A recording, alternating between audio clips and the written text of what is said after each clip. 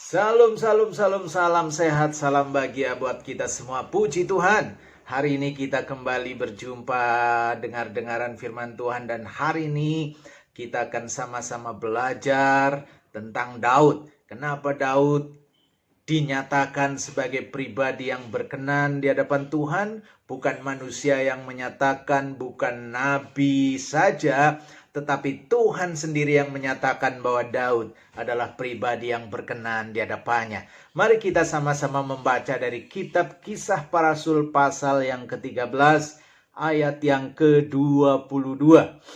Kisah Rasul pasal 13 ayat 22, demikian firman Tuhan. Setelah Saul disingkirkan, Allah mengangkat Daud menjadi raja mereka.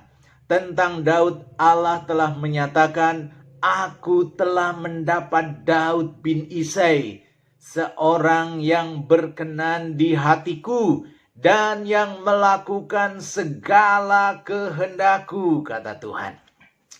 Dalam ayat ini kita melihat dua tokoh. Yang pertama adalah Saul. Kita tahu Saul adalah raja pertama bagi Israel.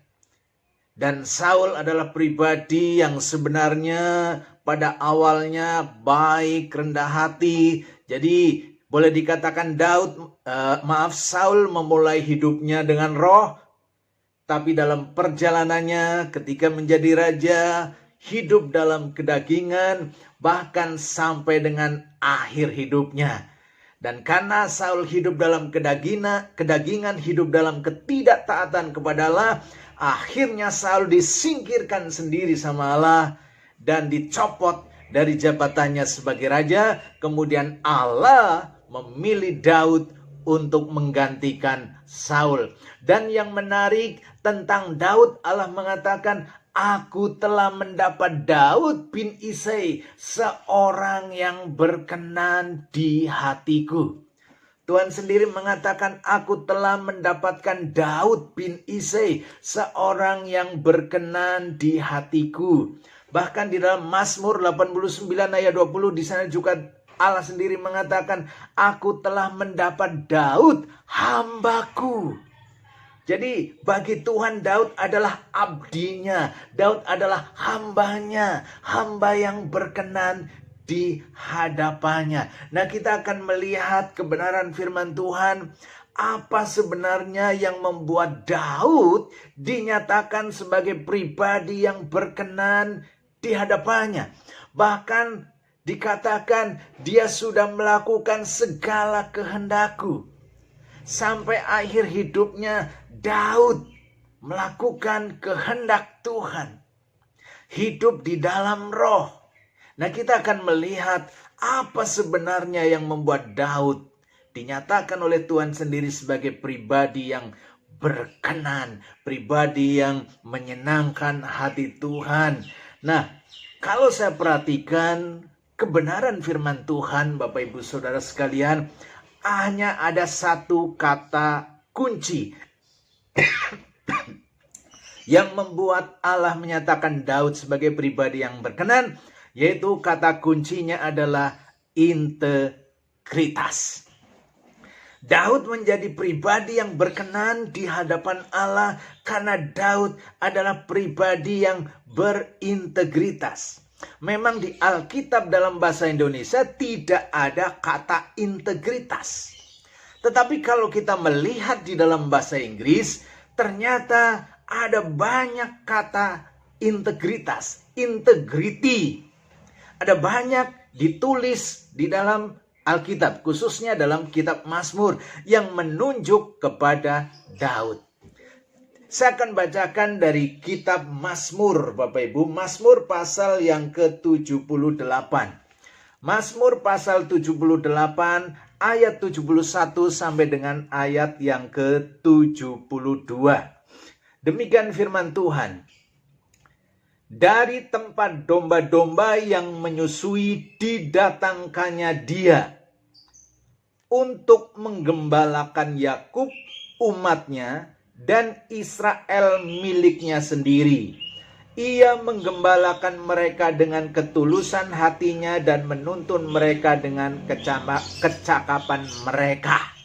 Nah, saya akan bacakan mulai dari, supaya lebih jelas lagi, saya akan baca mulai dari ayat yang sebelumnya, yaitu ayat 70. Demikian firman Tuhan, dipilihnya Daud, Mazmur 78 ayat 70. Dipilihnya Daud hambanya, diambilnya dia dari antara kandang-kandang kambing domba. Ayat 71, dari tempat domba-domba yang menyusui didatangkannya dia untuk menggembalakan Yakub umatnya dan Israel miliknya sendiri. Ia menggembalakan mereka dengan ketulusan hatinya dan menuntun mereka dengan kecakapan tangannya. Yang perlu digarisbawahi adalah kata ketulusan hatinya.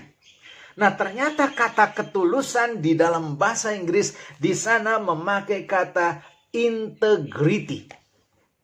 Integritas. Ya. Kalau dalam bahasa Ibrani, Alkitab bahasa Ibrani di dalam Mazmur ini memakai kata tome atau tamam. Dari kata tamam yang artinya ya integritas. Artinya lengkap, utuh, sempurna.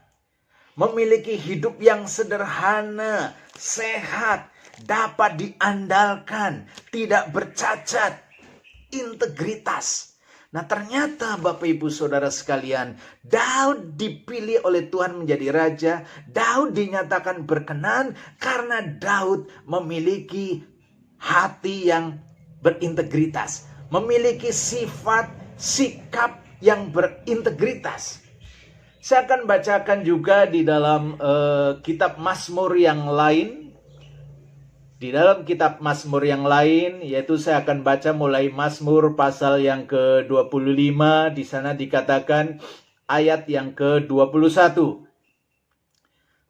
Demikian firman Tuhan, ketulusan dan kejujuran kiranya mengawal aku, sebab aku menanti-nantikan Engkau. Ketulusan di sana juga memakai kata integrity, integritas, ya. Dalam bahasa Inggris memakai kata integrity. Ayat 21. Kemudian kalau saya baca di dalam Mazmur pasal 26 ayat 1 juga di sana kembali dikatakan integritas. Dalam bahasa Indonesia berbunyi seperti ini, dari Daud berilah keadilan kepadaku ya Tuhan, sebab aku telah hidup dalam ketulusan.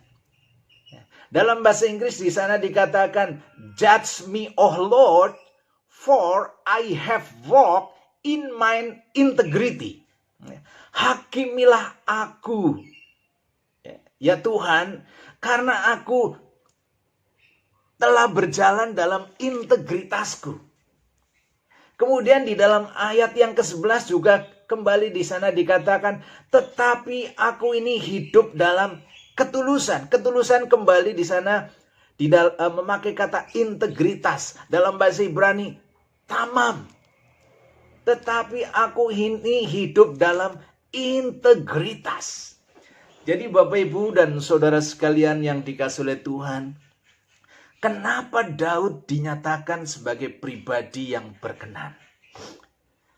Karena kehidupan Daud bukan saja pada saat dia menggembalakan kambing yang hanya 2-3 ekor ketika dia masih muda, masih imut-imut, ya. Dia mengembalakan kambing bapaknya. Dia sudah memiliki yang namanya integritas. Meskipun dia mengembalakan kambing yang hanya 2-3 ekor, bukan kambing miliknya, tapi dia mengembalakan dengan integritas. Walaupun tidak ada orang yang melihat, tapi dia mengembalakan dengan ketulusan, dengan penuh tanggung jawab. Dia melindungi kambing itu sedemikian rupa. Ketika dia mengembalakan sukunya sendiri, yaitu suku Yehuda, dia juga mengembalakan dengan integritas. Ketika dia diperluas lagi mengembalakan bangsanya sendiri, yaitu bangsa Israel. Ya, seperti kata di dalam Mazmur 78 tadi, ayat yang ke-72 di sana dikatakan, ia menggembalakan mereka dengan integritas hatinya dan menuntun mereka dengan kecakapan tangannya. Jadi Bapak Ibu dan Saudara sekalian yang dikasihi oleh Tuhan, kenapa Daud dinyatakan sebagai pribadi yang berkenan di hadapan Tuhan, bahkan dikatakan melakukan kehendak Allah pada zamannya? Karena Daud memiliki sifat atau memiliki kepribadian yang berintegritas. Memang Bapak Ibu Saudara sekalian, kalau lihat kehidupan Daud, Daud pernah melakukan dosa yang begitu bukan saja keji, tapi teramat sangat keji. Bukan saja dosa yang begitu jahat, tapi teramat sangat jahat. Bukan karena dia mengambil istri orang, tapi dia juga membunuh suaminya dengan cara licik dan keji. Ini adalah perbuatan yang teramat sangat mendukacitakan Tuhan. Tapi yang luar biasa, Tuhan tetap tentang Daud mengatakan dia melakukan segala kehendakku pada zamannya. Kenapa seolah-olah Tuhan melupakan perbuatan Daud yang begitu keji? Kembali, karena Daud memiliki sifat yang berintegritas. Buktinya apa? Ketika dia berbuat dosa, ketika dia ditegur, dia tidak banyak dalih. Dia tidak menyembunyikan dosanya lagi. Bahkan dia mengakui dosa itu dengan terang-terangan. Bahkan dia menulis pengakuan dosanya di dalam Mazmur 51. Dia rela dan mau dosanya diketahui oleh semua bangsa, semua umat Israel. Bahkan mau dosanya diketahui sama kita. Luar biasa saudara sekalian. Itulah kenapa Daud dikatakan pribadi yang berkenan. Bukan karena dia nggak pernah berbuat dosa. Tapi ketika dia berbuat dosa, ditegur, dia langsung mengakui dosa itu. Dia nggak berdalih, dia tidak mau menyembunyikan dosanya. Dia langsung mau membereskan itu di hadapan Tuhan, membereskan itu di hadapan umat dan sebagainya. Itulah yang membuat dia menjadi pribadi yang berintegritas. Jadi saudara sekalian yang dikasihi oleh Tuhan, menjadi pribadi yang berintegritas ini memang tidak mudah, tidak gampang. Seperti yang dilakukan oleh Daud.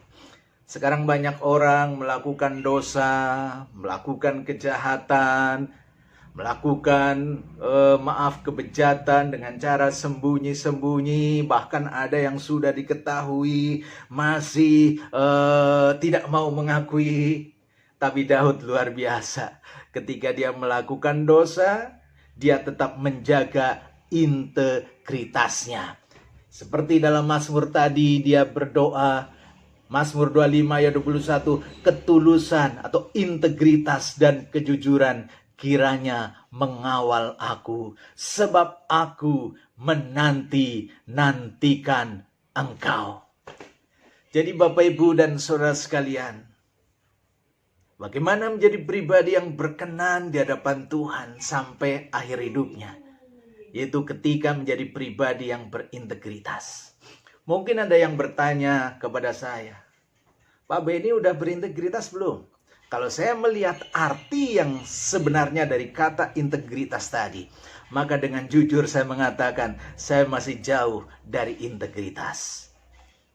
Tetapi seperti kata Daud, seperti yang menjadi doa Daud tadi dikatakan Mazmur 25 ayat 21, ketulusan atau integritas dan kejujuran kiranya mengawal aku. Artinya apa? Meskipun belum berintegritas, tapi marilah semoga integritas menjadi pengejaran kita, menjadi niat kita, menjadi perjuangan kita, menjadi harapan kita. Semakin hari kita boleh menjadi semakin berintegritas di dalam hidup kita.